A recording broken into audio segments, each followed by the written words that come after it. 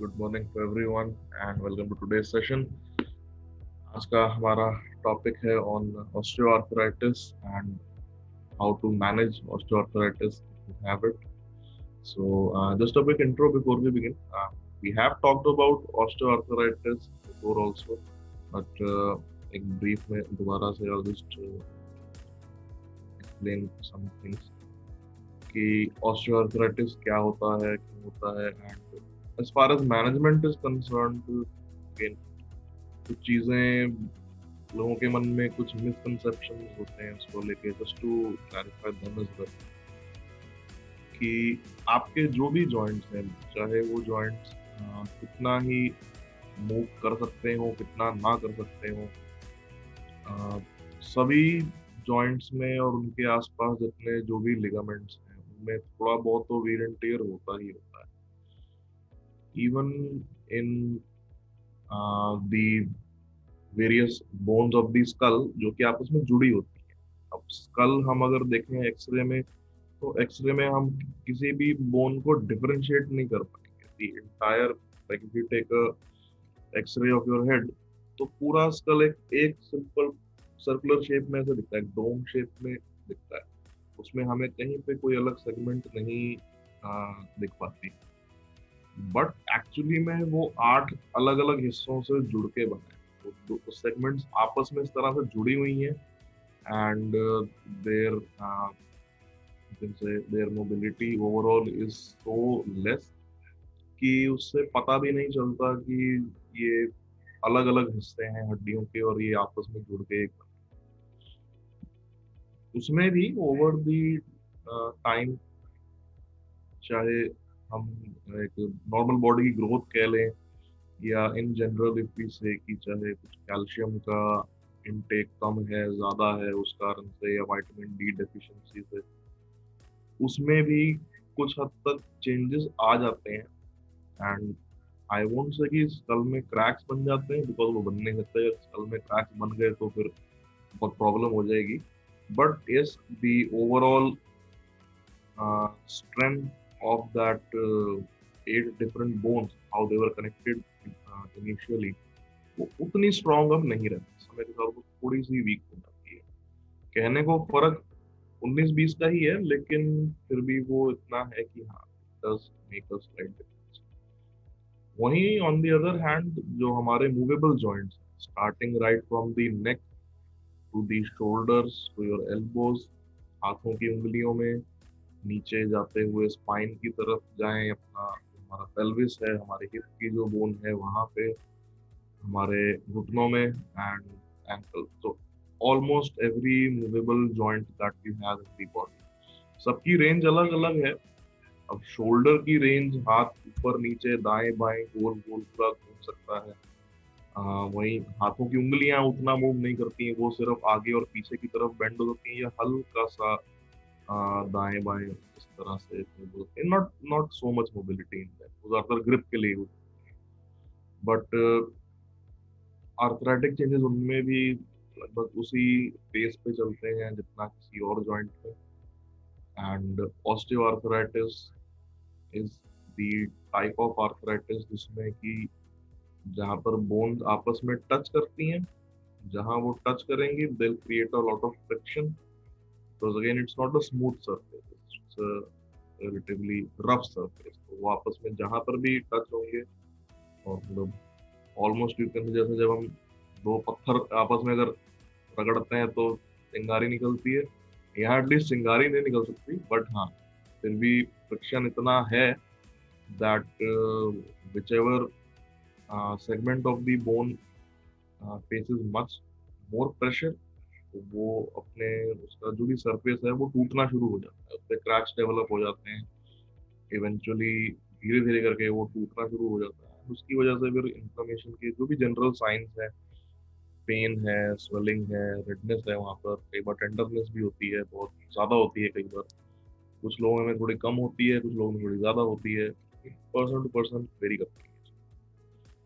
Osteoporosis is a separate thing, उसका arthritis arthritis osteoarthritis osteoporosis का एक लेटर सिम्टम हो सकता है, बट वो अपने आप में उसको एक बीमारी के तौर पे हम कैटेगराइज नहीं कर सकते। As far as management like is concern, कई बार मेरे पास एक क्वेश्चन आता भी है। In majority of cases patients ask me कि सर हमें अगर ऑपरेशन करवाना हो, नी रिप्लेसमेंट सर्जरी करवाना हो या हिप रिप्लेसमेंट करवाना हो, तो should we go for it और not? And after the age of 50 और 55, अनफॉर्चुनेटली आई वुड से कि इंडिया में पर्टिकुलरली ये जो हमारा 50 के बाद का जो फेज ऑफ लाइफ है, इसमें न्यूट्रिशन पे, and not I wouldn't say exactly 50 के बाद का stage, but even from the very beginning also,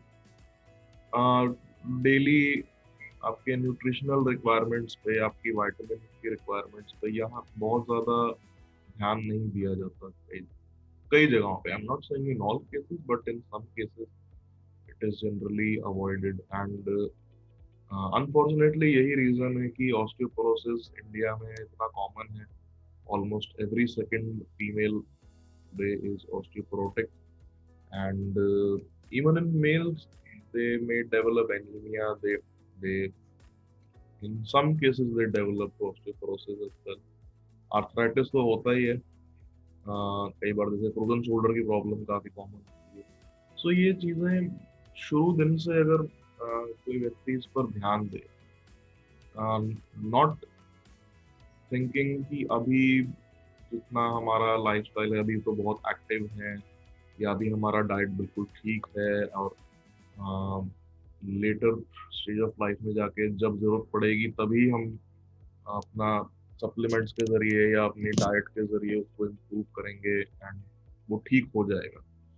ऐसा पॉसिबल नहीं होता है। This is a very common mistake that people make, कि आप आने वाले समय पे मत छोड़िए उस चीज को। ये सोचकर मत बैठिए कि जब हम 50 साल के हो जाएंगे या जब हम 60 साल के हो जाएंगे, और जब कोई डॉक्टर आकर डायग्नोज करेगा कि आपको ये प्रॉब्लम है, और तब हम इसके लिए कुछ करें, वो तब वो फिर वो उसका इलाज बन जाता है।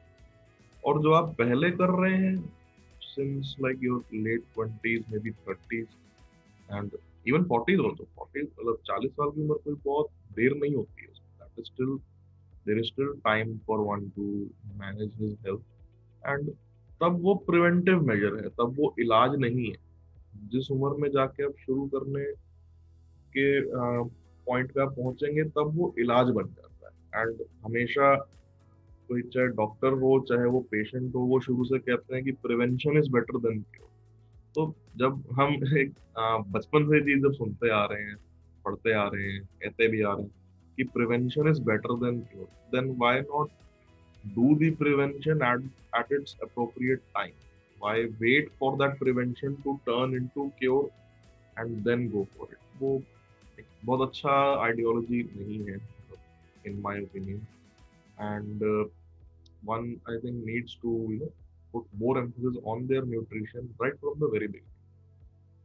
20-30 साल की उम्र कोई बहुत ज्यादा नहीं होती है, उसमें आराम से अगर एक हैबिट ऐसी डेवलप की जाए उसको मेंटेन करना बहुत आसान होता है। एंड लेटर स्टेज में जब पेशेंट जब हमारे पास आते हैं एंड जैसे कि सर हमें हमारे ऑर्थोपेडिशियन कह रहे हैं कि आप सर्जरी करवा लीजिए, चाहे नी रिप्लेसमेंट हो या हिप रिप्लेसमेंट हो। Now fortunately the medical science has improved a lot. आज से 10-12 साल पहले तक कस्टमाइज नी रिप्लेसमेंट नहीं होते थे। सिर्फ the conventional knee replacement that they used to do was it was good, उसका सक्सेस रेट अच्छा था, बट हाँ उसका post operative care was not that good. And उसकी लाइफ ज़्यादा नहीं होती थी। बेसिकली जो इम्प्लांट हम डालते हैं ड्यूरिंग दी सर्जरी, उसकी लाइफ लगभग 8-10 साल की ही होती थी। उसके बाद वो थोड़ा सा प्रॉब्लम क्रिएट कर देता था। अब जो नया मेथड है नी रिप्लेसमेंट का, थ्रू कस्टमाइज्ड नी रिप्लेसमेंट, इसमें इम्प्लांट की लाइफ लगभग होती तो कहने को 15 साल है। 10 साल और 15 साल में कोई बहुत बड़ा डिफरेंस तो नहीं आता। कहने को वो लगभग 1 वीक नहीं है, लेकिन उसके बाद उसमें जो उसका पोस्ट ऑपरेटिव केयर है वो रिलेटिवली लंबा है, लेकिन आसान है, एंड ज़्यादा आप कह सकते हैं कि आपको ज़्यादा डिग्री ऑफ फ्रीडम प्रोवाइड करता है as far as your daily activities are concern. But at the same time,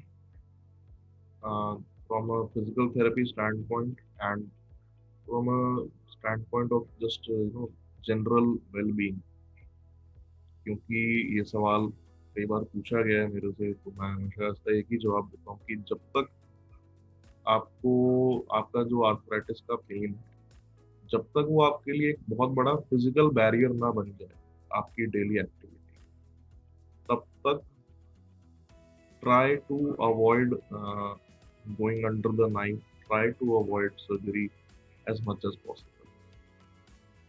ये अब कहने से कई बार लोगों के मन में आएगा कि सर तब तक तो प्रॉब्लम जितनी अभी है तब से और बढ़ जाएगी, वो हमें और तंग करेगी।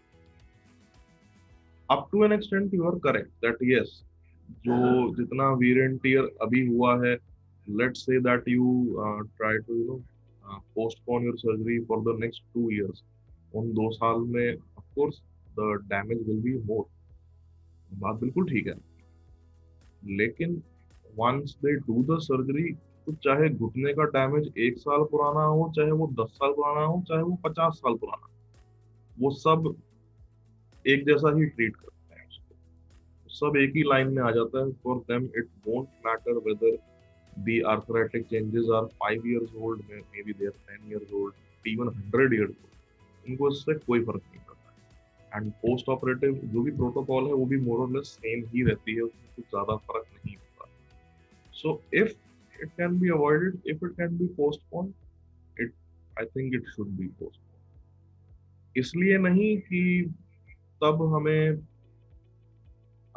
ये लगेगा कि हम ज्यादा, हमें जो डैमेज जब इतना हो गया हमने तब जाकर कराया है, just for the reason that post operative care किसी भी स्टेज ऑफ लाइफ में इतनी आसान नहीं होती है। There are certain things that one need to be careful of, and more importantly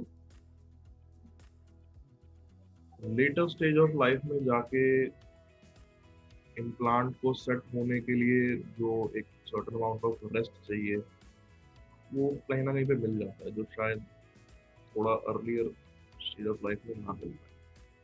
But at the same time, yes, if it can be avoided, it should be avoided. Right, so now coming to the exercises for today.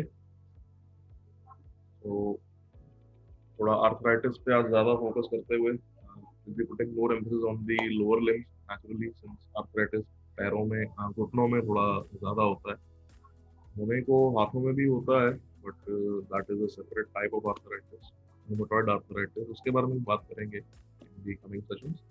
So now just to start the exercises, I would request everyone की थोड़ा अपने chairs को पीछे पीछे कर लीजिए, जगह बना लीजिए अच्छे से, and sit straight, try not to take the support of the back rest, सीधे होके बैठिएगा, दोनों हाथों को आगे ले आइए, और हाथों का भी वार्म अप कर लेते हैं, और चलाइए हाथों।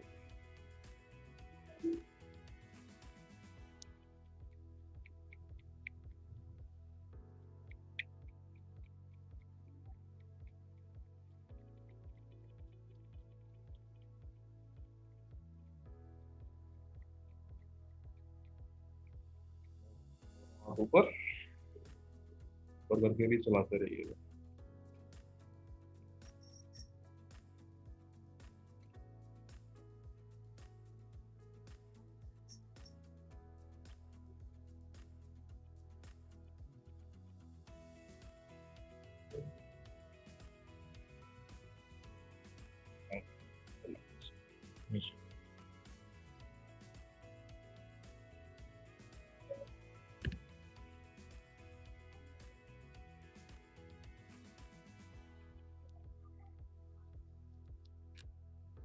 Now to first start with the shoulders and the upper back। हाथों को इस तरह से करिएगा, okay? हल्का सा अगर आप चाहें तो चेयर के बैक पे लीन कर सकते हैं, just to support your lower back with it. तरह से ऊपर की ओर देखते हुए हाथ ऊपर ले जाएंगे एंड नीचे लाते हुए अच्छे से स्ट्रेच करेंगे, एकदम पूरा ताकत के साथ नीचे की ओर। You will actually feel some pressure in the upper back. Okay. Down.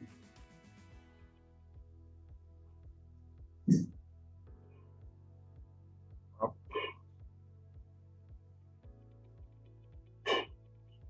Down.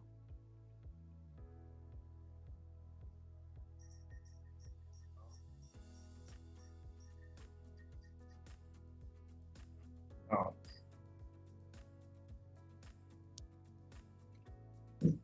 Up. Down.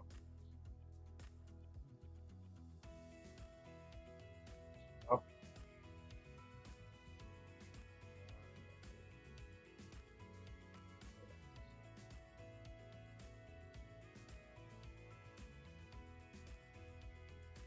Okay. Now for the next set of exercises, आप सब प्लीज खड़े हो जाइए अपनी अपनी चेयर से, so that we can start.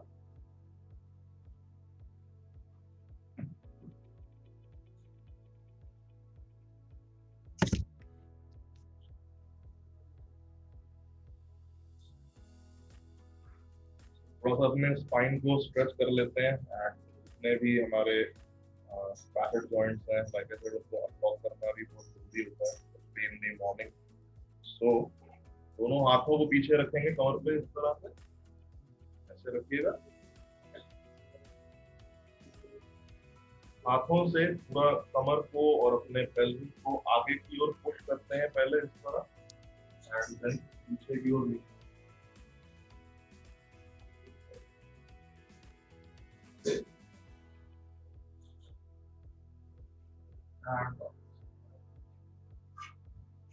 जितना आपसे लीन किया जाए उतना ही करिए, and just to be on the safe side what you can do is कि अगर आपके पास वहां पे कोई सोफा या बेड है तो उसका सहारा लगेगा, stand close to the sofa और दी बेड, कि अगर कहीं पे बैलेंस बिगड़ता भी है तो सोफे पे या बेड पे ही गिरेंगे, नीचे नहीं गिरेंगे। Be very careful not to lean too much. मेरे सेशन में कोई गिरता नहीं चाहिए इस तरह।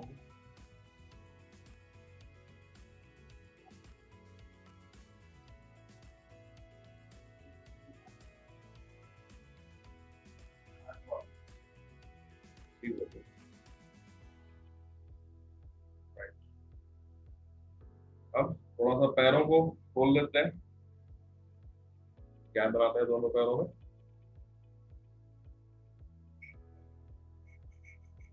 दोनों हाथों को इस तरह से ज्वाइन करिए, एल्बो स्ट्रेट रखेंगे एंड फिर turn to the right side like this, left, right,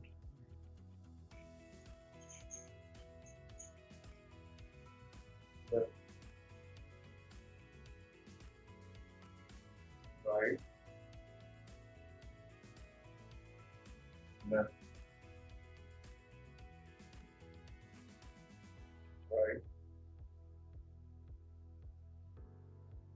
left, right, left,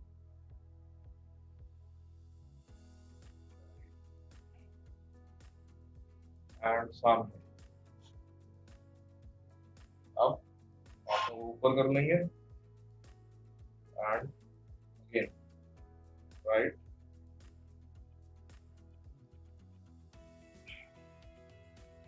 left,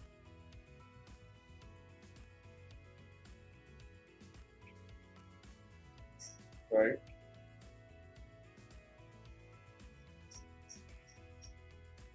left,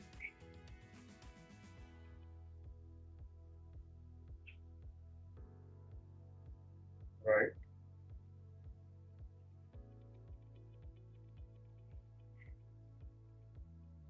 left.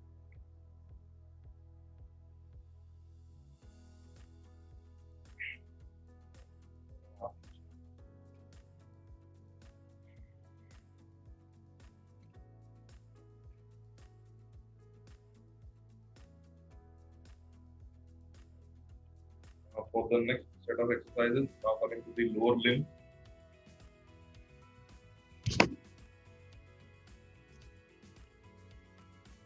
पैरों को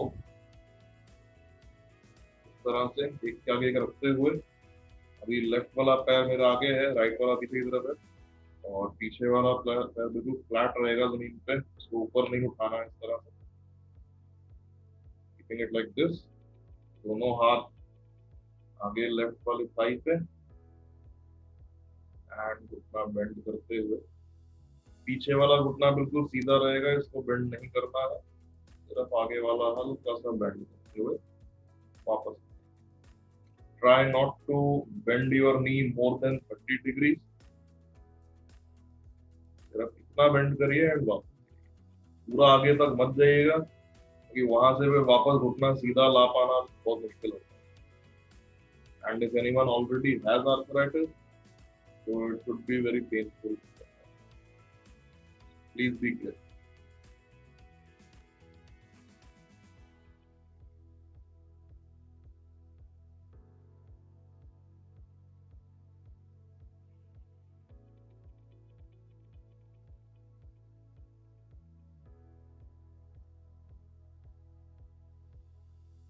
Now we'll switch.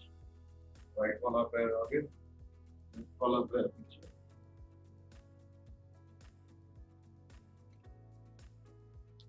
अगर लगता है कि पैर दूर करने पे बैलेंस बिगड़ रहा है, तो आप एक चेयर का सपोर्ट ले सकते हैं, but at the same time do keep in mind कि जितना हम पैरों को दूर दूर रखते हैं, उतना अच्छे से एक्सरसाइज होगा। जितना पैरों को पास रखेंगे, उतना ये इफेक्टिवनेस भी कम होगा। सो राइट साइड पे दोनों हाथ रखते हुए नेक को बेंड करेंगे,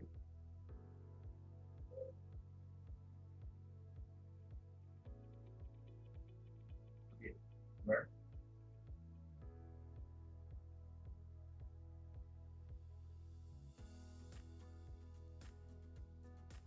बेंड,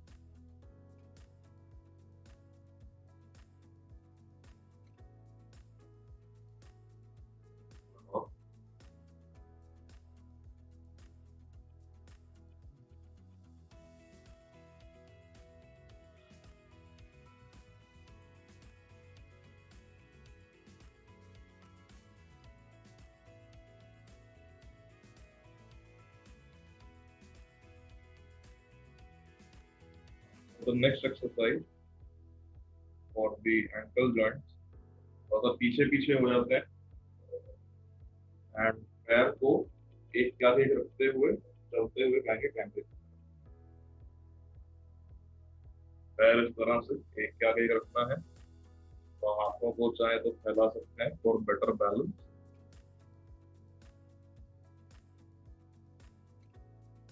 एंड वापस भी इसी तरह से जाएंगे, पैर एक के पीछे रखते हुए।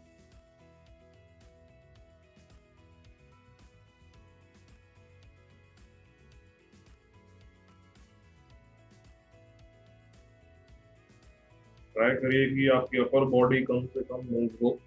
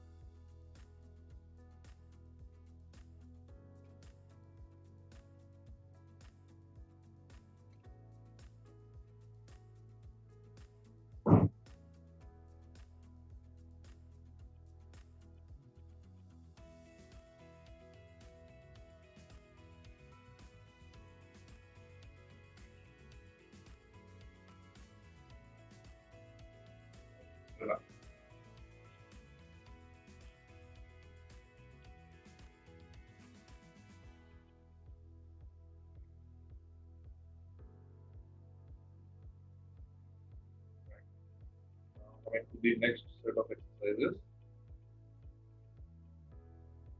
Okay. दोनों पैरों को थोड़ा दूर कर लेते हैं इस तरह, दोनों हाथ कमर पे रखेंगे एंड जिस तरफ को बेंड करेंगे वहां का घुटना हल्का सा बेंड करना है। Again try not to exceed more than 30 degree, but इस तरह से गैप बनाते हुए try to do this and left right left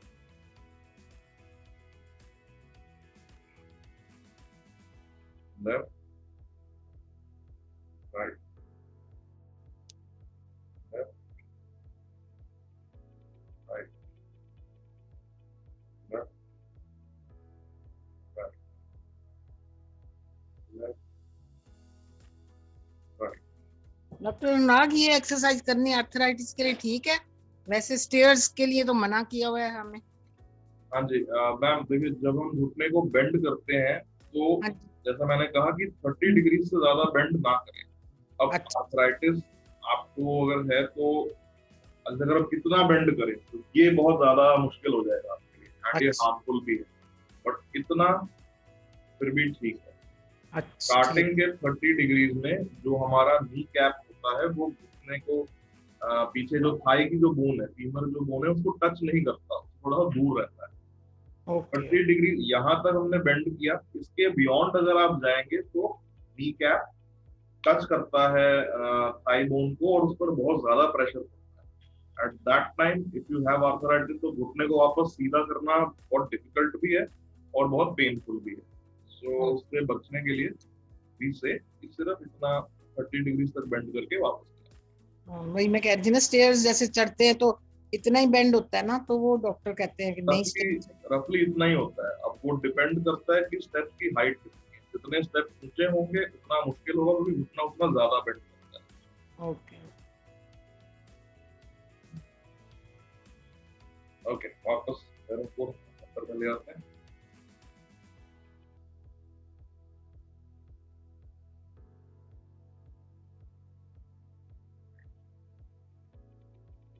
Now for the next set of exercises, we'll need to lie down actually. So मैं एक बार camera set कर देता हूँ।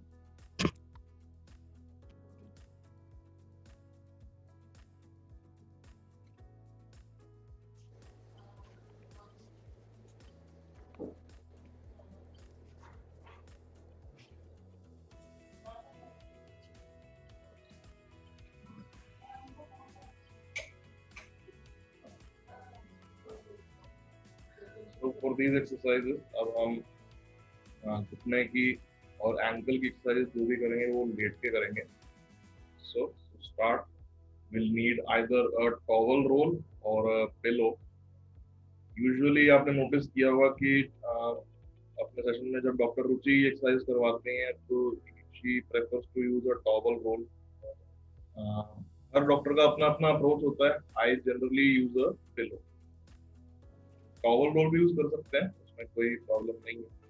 It is more less the same thing, but हर doctor की अपनी अपनी preference होती है, तो आई यूजुअली से कि पिलो के साथ करना चाहिए। So whichever way you feel comfortable, चाहे पिलो के साथ या towel roll, you can use it। पैरों को ऊपर कर लेते हैं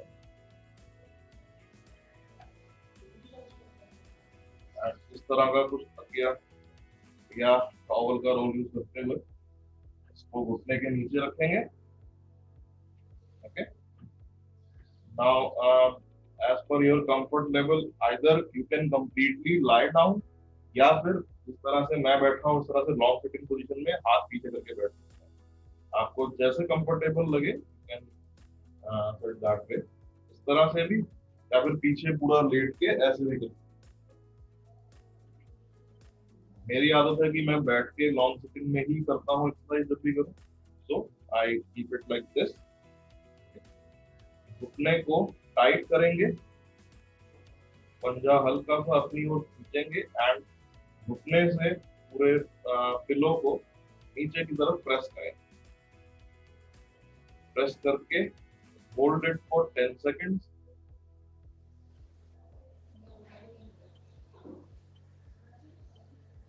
एंड एक बार और नीचे की ओर प्रेस करते हुए 10 सेकंड होल्ड करिए।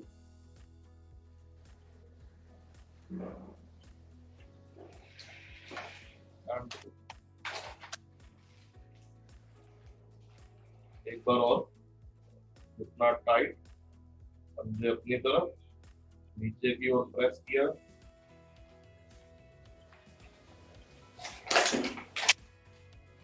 and चला।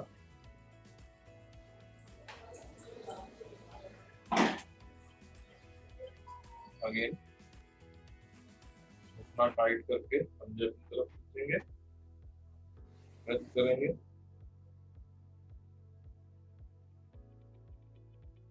and now similarly with the opposite leg also.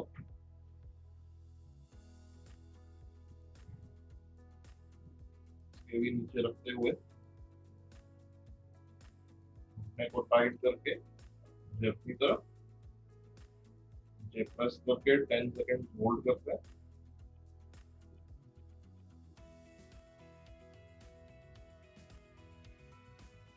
and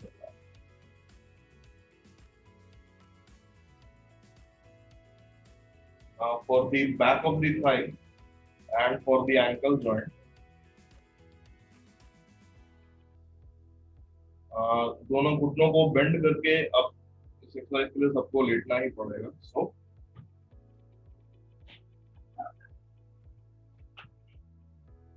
late जाइए इस तरह से, एंड दोनों घुटने बेंड रखेंगे, और आप जो भी टॉवल रोल या तकिया आप यूज कर रहे हैं उसको इस तरह से दोनों घुटनों के बीच में रखेंगे।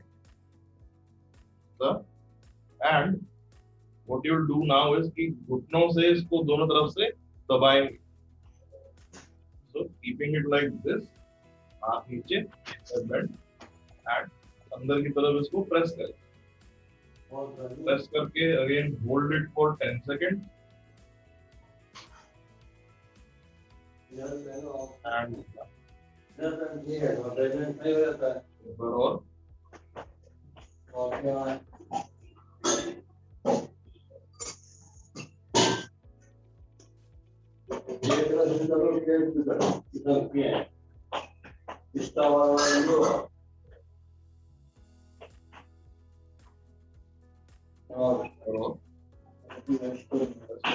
और दोनों घुटनों से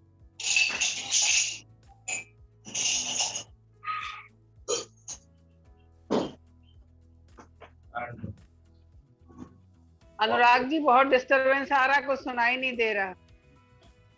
just take it.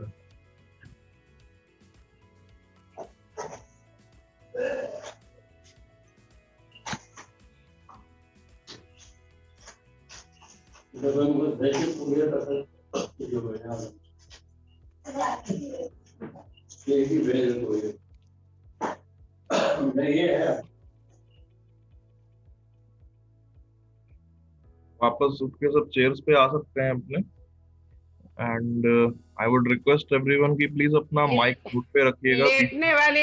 लेटने वाली डॉक्टर अनुराग मैं नहीं देख पाई ये। Okay, ma'am. I'll just repeat it again. In the meantime, I would request everyone कि please अपने mics off रखिएगा, unless you are facing some difficulty, उस time पे on करके आप पूछ सकते हैं, otherwise please अपने mics off रखिए, because exercise का फिर एक flow थोड़ा disturb हो जाता है।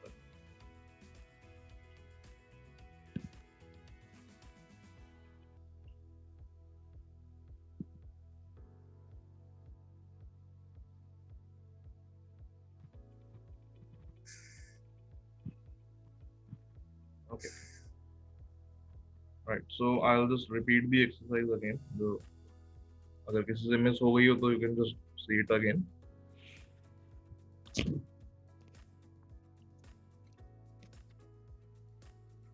Exercises are over. नहीं मैम, अभी रह गई है थोड़ी सी बस, लास्ट वाली एक्सरसाइज एक बार मैम से मिस हो गई थी, so I'll repeat it again. तो मैम इसमें करना क्या है, दोनों घुटने इस तरह से बेंड करके लेट के, और तकिया या टॉवल रोल आप जो भी यूज करते हैं घुटनों की एक्सरसाइज के लिए, उसको रखना है दोनों घुटनों के बीच में इस तरह, एंड हाथ नीचे रखते हुए घुटने से उसको अंदर की ओर प्रेस करेंगे, प्रेस करके होल्ड करेंगे 10 सेकेंड्स के लिए and relax. एक बार और Okay, thank you. Thank you. जी. So this you can do for 10 repetitions. Okay. Okay.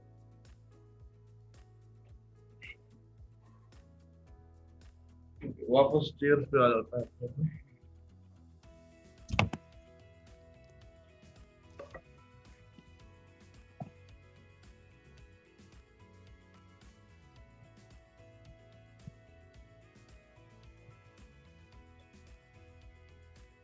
Now for the next exercise, एक बार मैं थोड़ा चेयर को पीछे कर लेता हूँ.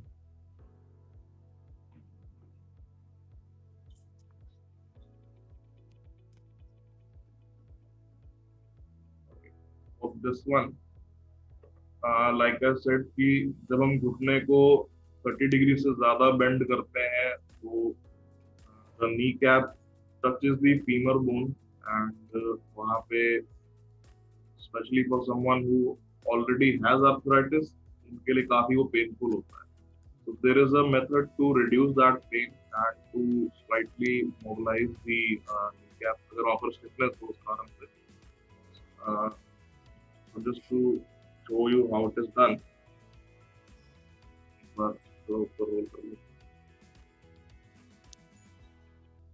अपने घुटने को बिल्कुल सीधा रखेंगे इस तरह से, ऐसे बेंड करके नहीं बैठना है. आगे की ओर पैर को एक्सटेंड कर लेते हैं. Okay,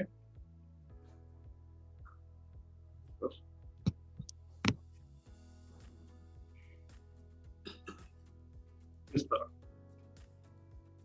What we'll do now is घुटने को ऐसे पकड़ते हैं नीचे से, इस तरह से हाथ नीचे की तरफ और दोनों जो अंगूठे हैं वो ऊपर. यहाँ आप पहले अपने पूरे नी कैप को पैल्पेट करिए कि आपका नी कैप है कहाँ पे. हल्का सा जब हम पैर को सीधा इस तरह से करते हैं तो kneecap tends to slide upwards. तो जो उसका अपर बॉर्डर है यहाँ पे आपको फील हो जाएगा काफी, मतलब इजीली इसको पैल्पेट कर सकते हैं हम. यहाँ आपको ये फील हो जाएगा. दोनों अंगूठे वहां पे रखेंगे, घुटने को बिल्कुल ढीला छोड़ देंगे. अगर टाइट किया तो दर्द होती है उसमें. Okay, keep it relax and बहुत ही स्लोली एंड वेरी केयरफुली दोनों थंब से नी कैप को नीचे की तरफ पुश करते हैं इस तरह. It should be pushed downwards but very gently, बिना ज्यादा प्रेशर लगाए और बिना घुटने को टाइट किए. एंड पुश करके उसको वहां पर होल्ड नहीं करना होता, सिर्फ एक ऐसे स्लाइड किया एक बार और वापस ऊपर ले आए. ऊपर लाते हुए हाथ को, मतलब अंगूठे को ऊपर उठा लेंगे, घुटने से टच किए बिना ऊपर लाना है. ऐसे ऐसे ऐसे नहीं करना है.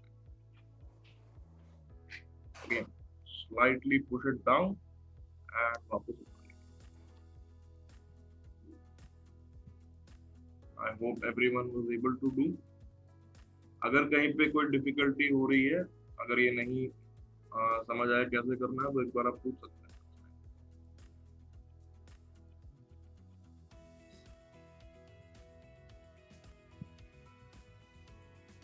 Everyone got it? Doctor Anurag ji खाली अंगूठा स्लाइड करना ना? हाँ जी, हाँ जी. आप हाथों को पीछे रखेंगे, घुटने के पीछे यहाँ पे ऐसे. घुटना हाँ जी. सीधा रहेगा, घुटना बिल्कुल भी बेंड नहीं करना है. It will be straight and it will be relaxed. और सिर्फ अंगूठे से अपने नी कैप को पैल्पेट करते हुए आगे की तरफ ऐसे. बहुत ज्यादा स्लाइड नहीं होता है नी कैप हर किसी का. Hardly it moves like 2-3 millimetres, but वो स्ट्रेच आपको फील हो जाता है.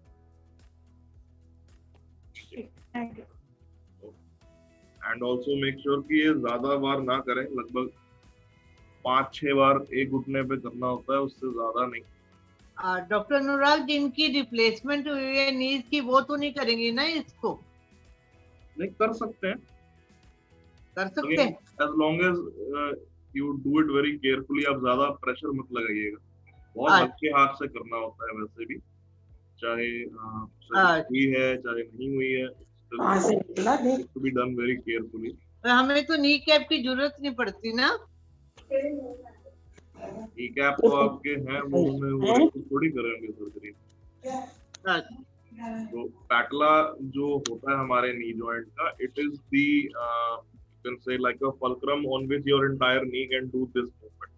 अगर हम पैटला को वहां से निकाल देंगे तो नी या तो बिल्कुल बेंड होके रह जाएगा या बिल्कुल स्ट्रेट होके रह जाएगा, वो दूसरी तरफ मूव कर ही नहीं पाता है। So in any surgery, in any condition, it has to be left there intact.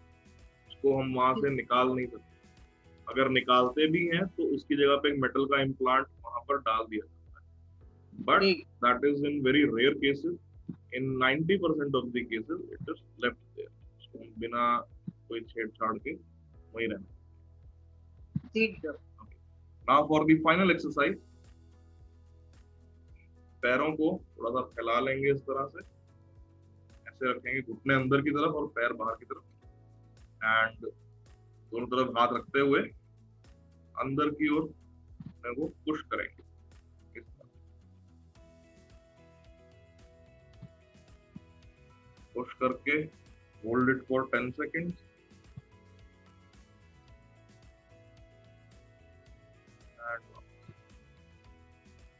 Again अंदर की ओर पुश करेंगे,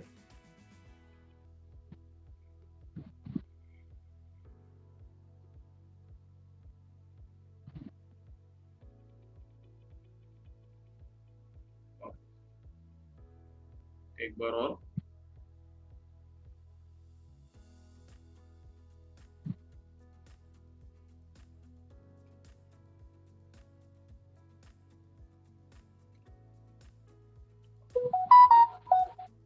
लास्ट टाइम पुश अंदर की तरफ,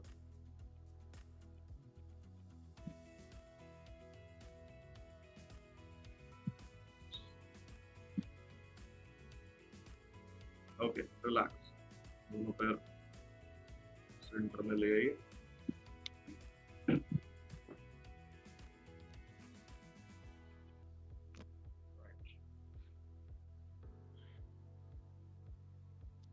So these were all the exercises for osteoarthritis, and now if you have any questions तो आप mic on कर सकते हैं and पूछ सकते हैं।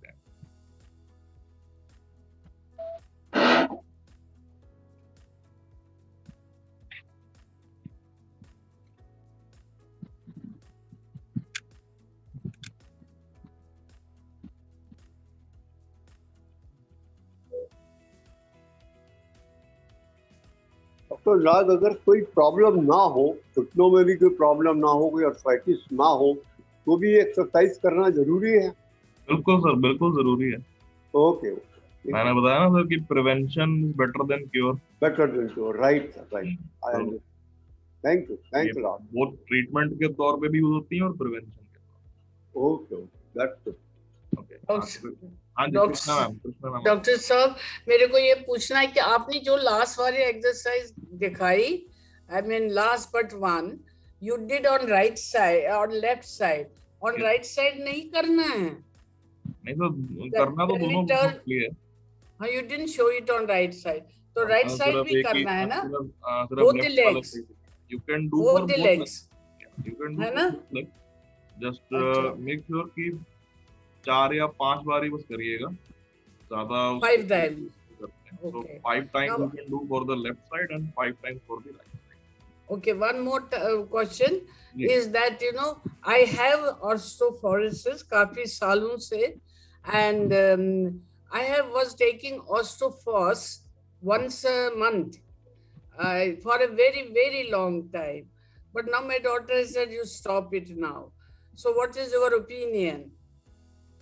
She said you have to give a gap to it. देना होता है। So give a gap of 1 year and then you will see. 1 year, 1 year तो बहुत लंबा गैप है।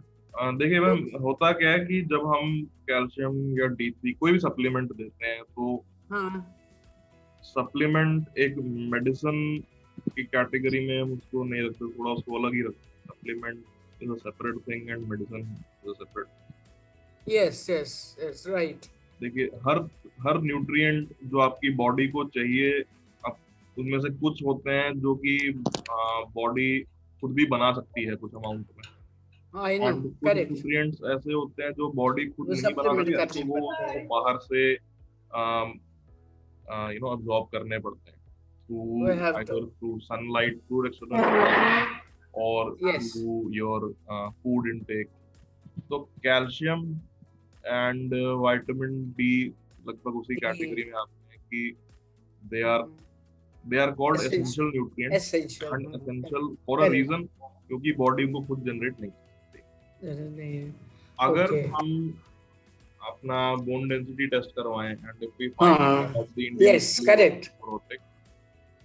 तो कैल्शियम और D3 का जो एक आइडियल पैटर्न फॉलो किया जाता है depending on the degree of osteoporosis, number 1 Right. Is that एक मंथ पूरा आपने दिया, फिर एक मंथ का हाँ। गैप दिया, फिर एक मंथ हाँ। दिया, फिर एक मंथ का गैप दिया, on alternate Okay. Monthly basis हाँ। कैल्शियम और D3 का इंटेक दिया जाता है। लेकिन उसमें भी एक्सेप्शन यही है, जैसे मैंने बताया कि अगर किसी का ऑस्टियोपोरोसिस बहुत ज्यादा है तो दे माइट से कि आप एक मंथ का गैप ना दे के आप 2 मंथ कंटिन्यू करिए, फिर 1 मंथ का या 2 मंथ का गैप दीजिए and then again continue for 2 months. But Is there any test for this, Doctor Saab? For osteoporosis? Calcium and D3 levels तो आपके ब्लड टेस्ट में दिख जाते हैं, हाँ, that's बट right. टू सी कि उसका एब्जॉर्प्शन कितने अच्छे से हुआ है एंड बोन्स कितनी जल्दी कैल्शियम को रिटेन कर पा रहे हैं या नहीं कर पा रहे हैं, उसके लिए DEXA scan is the only. Just you mean you have to get एक तो कैल्शियम देना है and plus D3. कैल्शियम है ना? And vitamin D3 D3. और बोन डेंसिटी टेस्ट जो डेक्सा हाँ, scan that of course I have been doing. अब बहुत That दिन हो गए नहीं पीपल किया। Tend to generally avoid DEXA scan. मैंने देखा है कि हमारे पास जो पेशेंट्स आते हैं तो they don't really get it done very frequently. मैं हमेशा ये रिकमेंड करता हूँ कि अगर कोई प्रॉब्लम ना भी हो तो साल में एक बार करवाने में कोई नुकसान नहीं है। DEXA scan take hardly 10 Yes, yes, it is not difficult test. उसमें अगर मैं कहता हूँ कुछ ना ही है, भगवान करे कुछ ना ही निकले उसमें, सब कुछ ऑल एकदम हाँ, क्लियर हो, but better. But at the same time अपनी फिजियोलॉजी को जानते हुए एंड नोइंग कि we are at a certain point of the life जहाँ पे certain things tend to go up and down, तो just to be on the safe side एक बार टेस्ट करवाने में कोई हर्ज नहीं है, कोई नुकसान नहीं। डेक्सा स्कैन के जरिए you can actually find out कि आपकी बोन डेंसिटी कितनी है। सो हाँ, मैंने हो रहा है वो I could not, because of this lockdown, I could not go to the hospital, but my daughter has told me to do all these tests. And also she has given one injection, doctor. She said this is very important. You do it for osteoporosis. One injection which they do there. And this is to be done once in 6 months. So that also I have yet to get it and get it done. But this is for the information of other people. I just wanted to share it. एक That bar there- आप orthopaedician से पूछ लीजिएगा कि injection वो लेने की अभी जरूरत है। मैं आपको लिखूंगी what is the name of the injection which she has prescribed me, and that she said, "Mummy, it will help you." Yes. And I'm taking calcium from Amway. I have been taking for a very long time because it helped me tremendously. When I did my bone density test, it was very bad. And after that, my daughter is in Amway, and then she gave me, and I'm taking 600 milligrams every day since for the last so many years. But only that calcium, although we get calcium free, but it really has helped me, and it gave my bone density was marvelous. My doctor was so surprised. So that way I am better. हाँ, सच कह रही हूँ आपको. It is not because of Amway, but they have their supplements are very nice. Calcium किसी भी form में लिया जाए, in touch with you, Doctor Saab. Thank you. Supplements हम किसी भी फॉर्म में लेते हैं वो बॉडी में एब्जॉर्ब तो होते ही हैं, बस फर्क ये होता है कि to what extent are they absorb, अब वो हर पर्सन के लिए वो अलग अलग है। किसी की बॉडी में एब्जॉर्प्शन बहुत जल्दी होता है और बहुत ज्यादा होता है, किसी का थोड़ा सा But कम होता है। excuse me, Dr. Sab, don't you think it depends on the quality of the supplement you are taking? It is not so much about the body. I mean, let us say calcium. Now, if you take this calcium, what do you call that? जो बाजार में आता है? कैल्सिरोल। Generally, people take it. It is not. It is a synthetic. Since it is synthetic, the absorbency is much less. But the one this MV is, that's a natural one. So natural products are always absorbed. So there is a lot of difference. There is a lot of difference for that. Dr. Anurag, can I ask you one question? हाँ जी please पूछिए। मैंने अभी अपना D3 करवाया and D3 reference range is 25 to 100. जी मेरा निकला 34. So 34 I was happy. Is it okay now ना? 34 ठीक है? कि कम है? ठीक है।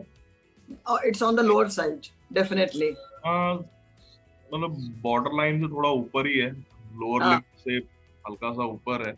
So what do you say? 34 is fine. Again, अगर Krishna ji, please share your number, please. तो भी ठीक है। In chat box.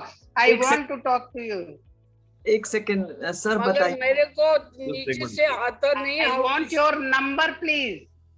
मैं ना नीचे, मुझे को आता ही नहीं शेयर करना। आई वांट, मैंने इतनी बार सोचा मैं करूंगी, Okay.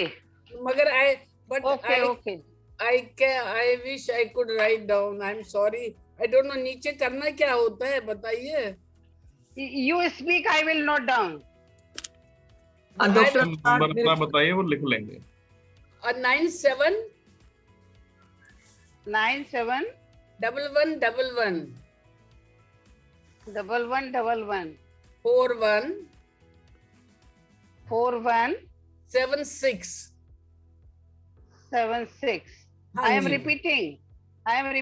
97 डॉक्टर अनुराग आप मुझे 1111 4176.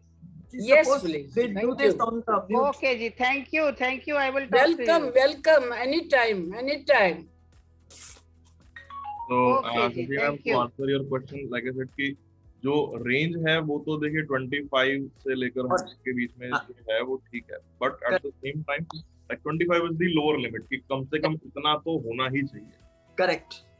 34 आई विल से सफिशिएंट है फॉर नाउ, बट 34 से इंक्रीज हो गया अगर ये अराउंड 45 50 कुछ होता तो शायद थोड़ा और अच्छा होता।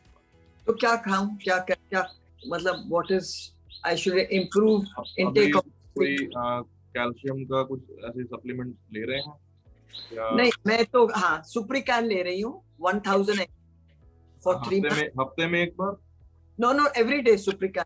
Everyday, okay. तो अभी कितना टाइम हो गया वो लेते हुए? मैं तो डॉक्टर रमनीक महाजन है ना मैक्स के अंदर, जी जी उन्होंने कहा ये तो आप लाइफ लॉन्ग चलिए, 3 महीने खाइए 1 महीना स्किप, 3 महीने खाइए 1 महीना skip, and I'm doing fine with this. then you need to continue following that pattern and D3 का क्या करूं इम्प्रूव करने के लिए? D3 का मैम देखिए, अब एक तो जो सैशे के फॉर्म में आता है जो हफ्ते में एक बार लेते हैं, कैल्सिरोल के फॉर्म में आता है या CCM पाउडर के फॉर्म में भी आता है। हाँ जी। तो again they are supplements, they are man made supplement, वो इंसानों ने ही बनाए। जो नेचर में सबसे बेस्ट सोर्स है आपका वो तो धूप है। सनलाइट के जरिए, sunlight is the best way to synthesise vitamin D3 on your. Vitamin D3 अभी जब कृष्णा मैम ने पूछा तो मैंने चीज बताई ना कि essential and non essential nutrients क्या होते हैं, वो यही होते हैं कि जो न्यूट्रिएंट्स हमारी बॉडी खुद बना सकती है। करेक्ट। विटामिन D3, अब लोग कहते हैं कि धूप सेकने से विटामिन D मिलता है, वो क्यों कहते हैं? धूप में विटामिन D3 नहीं है, ऊपर सूरज से होता हुआ विटामिन D3 आपके अंदर नहीं आ रहा। विटामिन D3 प्रोड्यूस करने के जो पिगमेंट्स हैं वो हमारे स्किन में ऑलरेडी होते हैं, उनको एक्टिवेट करने के लिए हमें सनलाइट की जरूरत होती है। Correct. And artificial sunlight से भी sometimes doctors tend to stimulate that production of T3. Right. जब तक जो नेचुरल जो सोर्स भगवान ने दिया है हमको, जब तक उसका यूज करें तो नथिंग लाइक इट. Correct. तो अभी तो खैर थोड़ा बारिश का मौसम है, इस टाइम पे धूप नहीं निकलती है, but once the sun does come up and आप स्टार्ट कर सकते हैं धूप सेकना. ठीक है. Try to sit in the sun for like 15 minutes and especially in the early morning time. सुबह Yeah. के टाइम लगभग 7-8 बजे के आसपास या 9 बजे तक होता क्या है कि the radiation level in the sun rays is at a minimum. और उस टाइम पे सबसे अच्छे से उसमें से जो भी हमें चाहिए टू सिंथेसाइज विटामिन D3 वो हमें बहुत अच्छे से मिल जाता है without harming our. Okay. Thank you. तो बाकी सर्दियों में तो है, आपको सर्दियों में तो सभी धूप सेकना पसंद करते हैं. Thank you, doctor. Thank you.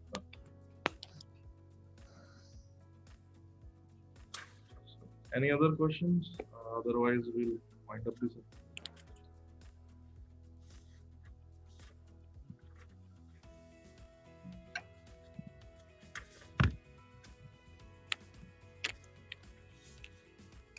Doctor, ji can I give you the name of the injection which I talked to? Ma'am आप मेरे को ना व्हाट्सएप पे भेज दीजिएगा. WhatsApp भेज दूंगी. I got it. Okay, thank you very much. God bless you.